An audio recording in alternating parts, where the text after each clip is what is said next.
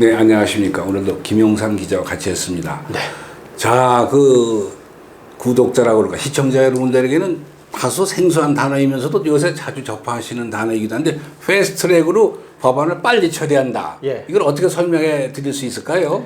우선 뭐 패스트트랙 안에는 뭐 여러 가지가 들어 있습니다만은 그 중에서도 가장 그 핵심 본질적인 문제를 거론하지 않을 수가 없습니다.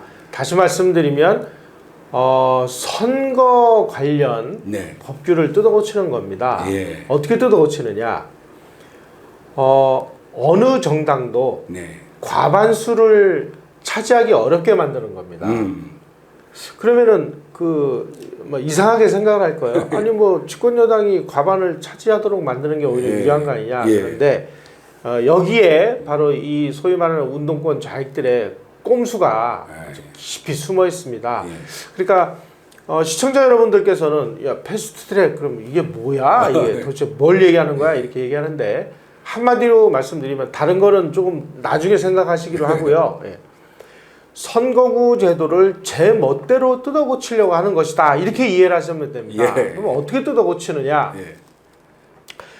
보통 저희가 지금 대통령제 5년 단임을 하고 있지 않습니까? 그러니까 이제 대통령의 임기하고 국회의원의 임기가 계속 이렇게 맞지를 않아요. 그러다 보니까 대통령 임기 중반이나 후반이나 뭐 초반쯤에 항상 지방선거나 국회의원 선거가 걸리도록 돼 있습니다. 아, 그렇죠. 그러다 보니까 이게 이제 그 정부의 이 중간평가 이 성격을 띄어서 늘 집권 여당이 굉장히 불리한 이런 결과가 나오는 것이 지금까지의 통계 수치입니다.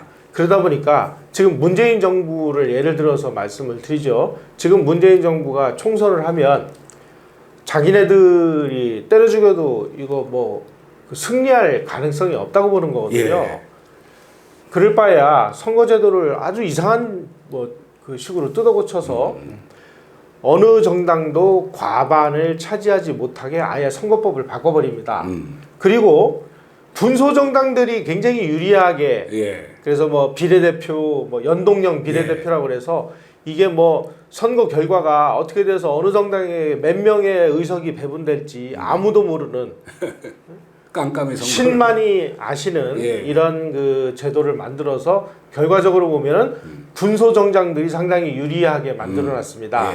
그리고 바로 이 집권 여당은 이 군소 정당 중에 자기네들하고 뜻을 같이 하는 이 군소 정당들의 도움을 받아서 연정을 하거나 뭐 합당을 하거나 아니면은 뭐 전략적으로 제휴하는 거죠. 제휴를 해서 언제든지 과반을 넘는 의석을 확보하기 위한 결정적인 꼼수라고 보시면 되겠습니다. 그래서 지금 전국구가 48석인데 27석을 늘려서 75석으로 하는 거죠. 그렇습니다. 지역을 줄이고 전국 전체 국회의원 수 300은 유지하면서. 그러니까 이제 군소 정당들 입장에서는 조금씩 각 지역구에서 표를 얻을 수 있으니까 자기들이 전국구 의석을 늘려서 그로 인해 가지고 원내 교섭단체 20석은 만들 수 있다. 하니까 대환영을 하고 있고 한마디로 제1야당인 자유한국당을 포위하는 거죠, 이렇게. 그렇습니다. 지금 정의당이 조국 사태와 관련해서 뭐 조국을 옹호하고 집권 여당 편을 들고 내부에서 막 반란이 일어나고 있음에도 불구하고 일관되게 패스트트랙에 찬성하고 집권 여당의 편을 들어주는 이유는 딱 한 가지입니다. 패스트트랙이 통과가 되면 정의당 같은 군소정당에게 결정적으로 유리하거든요. 그렇게 될 경우에 자기네들 의석을 불릴 수 있기 때문에 패스트트랙을 통과시켜주는 조건으로 지금 집권 여당의 편에 서서 조국을 옹호하고 이 난리 부르스를 추고 있는 겁니다. 이런 식으로 소위 말하는 운동권 정당 내지는 좌파 정당들 이런 정당들의 의석수를 불려서 언제라도 자기네들이 과반을 차지하지 못했지만 과반을 차지하는 거나 진배 없는 상황을 만들려고 하는 것이 선거구 제도의 개편의 핵심 요인입니다. 이렇게 될 경우에 이제 어떤 문제가 발생을 하느냐? 아니 집권 여당이 아무리 개판을 치고 문재인 대통령이 완전히 개판을 치고 뭐 나라를 말아먹어도 국민들의 선거로 심판을 할 수가 없는 상황이 되는 거예요. 그렇죠. 예. 그래서 이거야말로 그 꼼수 중에 최악의 꼼수. 그야말로 선거법이라는 것을 자기네들 편하게 뜯어고쳐서 위기를 모면하려고 하는 이런 방법이 통용이 될 경우에 집권하는 어느 정당이 그런 유혹에 빠지지 않을 수 있겠습니까? 그렇죠. 그러면은 다음번에 정권이 어떻게 바뀌든 그 정권에 유리한 쪽으로 선거제도를 또 바꾸게 될 것입니다. 이러면 뭐 혼란만 가중되고 이렇게 되면 진짜 민의에 따르는 진짜 자유민주주의의 핵심 본질 가치는 영원히 실종되는 그야말로 전체주의의 그런 국가를 향하는 특급 열차에 그 승차하는 결과가 될 것으로 많은 뜻 있는 분들이 좀 우려를 하고 있습니다. 뿐만 아니라 지금 패스트트랙에 선거법 개정안만 올려가 있는 게 아니라 수사처, 공수처 그 설치하는 법안, 예. 그 다음에 검경 수사권 조정, 예. 이걸 같이 엮어서 예. 군소정당들을 회의해서 같이 그냥 일괄해서 넘기려는 거 아니에요? 통과시키려고. 예. 그런 차원에서 볼 때 자유한국당이 네. 전술적으로 큰 패착을 했다고 생각을 합니다. 예. 패스트트랙을 통과시켜 주는 게 아닌데 예. 결과적으로 자기네들도 뭐 어영부영 하다가 제발등에 총을 쏴버리는 이런 좀 끔찍한 결과가 나타났는데 이 사람들은 올 12월 안에 정기국회 마지막 정기국회가 폐회되기 전에 반드시 이 패스트트랙을 통과를 시켜서 검찰이 가지고 있는 수사권의 상당 부분을 경찰로 넘기고 예. 그래가지고 이제 경찰은 뭐 요즘에 경사 났죠 뭐 예, 그야말로 자기네들의 수십 년 예.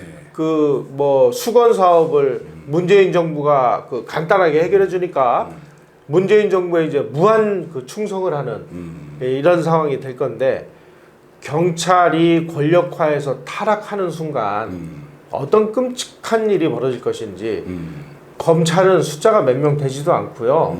그리고 뭐 해봤자 정보 수집 능력도 경찰에 비하면 조족지혈입니다. 예. 지금 경찰은 전국 방방곡곡에 경찰이 없는 데가 어디 있습니까? 이런 경찰이 검찰이 가지고 있는 권한을 나눠 가질 경우에 정말 경찰 공화국이 될 우려가 대단히 큽니다. 이 무소불위의 경찰을 누가 견제를 하고 누가 제어할 수 있겠습니까? 지금 문재인 대통령은 도대체 뭘 어떻게 하려고 이 진짜 괴물 중에서도 정말 최악의 괴물을 지금 만들어내려고 하는 그러니까 감시받지 않는 권력은 이건 뭐 아무도 못 말리는 괴물과 같은 존재가 된다는 것을 조만간 경찰의 사례를 통해서 보게 될지도 모르겠습니다. 이게 바로 패스트트랙이 가지고 있는 가장 심각한 문제점입니다. 근데 윤석열 검찰총장도 대통령이 겁이 나서 그런지 예. 우리는 국회에서 정해주는 검경 수사권 추정안을 그대로 받아들인다. 이런 얘기를 계속해서 하고 있거든요. 예. 근데 그것이 검찰의 수장으로서 헛소리가 아니지 않습니까? 지금 검찰총장 입장에서는요. 예. 이게 대통령 산하에 있는 이 공무원이기 때문에 예. 대통령에게 대놓고 항명을 하면 바로 그냥 잘라버리면 돼요. 저 항명죄로 해서. 그래서 윤석열 씨의 속마음에 이 양반이 지금 뭘 생각하고 있는지는 저는 모르겠어요. 그런데 많은 관측을 하더라도 좀 섣불리 관측을 하는 것보다는 우리 검찰이 진짜 지금 현안으로 떨어져 있는 이 조국 가족의 수사부터 좀 원활하게 할 수 있도록 우선은 좀 길을 모아줄 필요가 있다 이렇게 오르신 생각합니다. 말씀인데 그 전임 문무일 총장도 물론 떠나는 사람이었지만 계속 검경 수사권 추정안에 대해서 반대 의사를 여러 번 표했거든요. 근데 윤석열 총장은 아까 말씀하신 그런 깊은 뜻이 따로 있는지는 모르겠으나 이걸 받아들인다 그러면 어떡하자는 건지 상당히 걱정되는 대목이에요. 문무일 씨는 이제 그만둬야 될 상황이니까 그렇게 얘기를 했는데요. 지금 상황에서 윤석열 씨가 만약에 대통령에게 항명을 해서 그 책임을 물어가지고 떠난다면 걷잡을 수 없는 혼란이 벌어질 거예요. 그래서 참 조심스럽게 관측을 할 수밖에는 없는데 하여간 이 패스트 트랙은 많은 정당들이 특히 그 군소 정당들이 쌍수를 들어서 환영을 하고 있고 국민들은 이게 무슨 뜻인지 모르고 자유한국당도 뜨뜻미지근하게 지금 대응을 하고 있고 여당은 뭐 기필코 통과시키려고 물불 안 가리고 있고 그래서 아마 쉽게 통과될 가능성이 매우 높은데 그러는 순간 대한민국이라는 나라는 지옥을 향한 특급 열차에 오르게 되는 그런 상황이 될 우려가 상당히 높습니다. 그때 지난번에 그 자유한국당 의원들이 통과를 저지시키기 위해서 저항을 하다가 형사 이권이 돼서 지금 검찰에 자꾸 이제 소환하고 있지 않습니까? 뭐 계속 거부하는 데는 한계가 있을 것이고 또 이제 자유한국당 의원들은 만약에 이게 기소가 되면은 그 죄에 벌금형도 없으니까 나중에 국회의원 출마 자체도 피선거권에도 위험한 상황이 돼서 그 문제도 좀 어떻게 처리될지 주목이 되고 있어요. 그래서 황교안 대표가 이제 검찰에 가서 뭐 조사를 받았는데 뭐 소환을 한다는 겁니다. 계속해서 하겠죠. 그래가지고 뭐 자유한국당을 뭐 쑥대밭으로 만들려고 하는 건지 정말 그 한치 앞을 내다보기 힘든 그야말로 뭐 안개 속의 정국을 우리 국민들이 지금 실감하고 있는데요. 솔직히 정말 모르겠습니다. 검찰이 지금 무슨 생각을 하고 있는지. 그리고 아까 이제 그 검경 수사권 조정 후에 얼마나 경찰이 무서워지는지 하는 말씀을 했지만 문재인 정권 또는 그 중심부에 있는 사람들 입장에서 한번 생각해 볼 것이 정권이라는 게 영원한 게 아니거든요. 지금은 내가 가지고 있지만 그 칼이 나를 향할 때 나한테 얼마나 무서운 그 독수가 될지 그것도 한번 생각했으면 좋겠어요. 그 사람들은 착각하고 있는 것 같아요. 지금이야 모든 게 자기네들 마음대로 될 것 같은데 민심이라는 것은 배를 띄우기도 하지만 하루아침에 배를 뒤집어 엎어버리기도 하거든요. 근데 이 사람들은 너무나 그 모든 인류 역사, 인간의 모든 상황을 자기네들의 통제하에 둘 수 있다고 착각을 합니다. 1984 조지 오웰의 그 소설을 보면 뭐 인간의 정신까지도 얼마든지 바꿀 수 있다. 그래서 빅브라더를 진정으로 사랑하게 만들 수도 있다라고 아주 오만불선한 생각을 가지고 있는 게 이제 전체주의자들이고 공산주의자들인데 그렇게 완벽한 통제가 가능하다면 소련 동구권이 왜 무너졌겠습니까? 그거 간단치 않습니다. 착각을 하는 거죠. 이 패스트트랙 걱정 큰데 보통이 아닌데 자유한국당이 과연 어떻게 대처해 나갈지 자유한국당의 행보만 기대하고 있는데 참 아까 표현하신 뜻도 미지근해서 걱정이 대단히 큽니다. 네, 여기서 마치죠.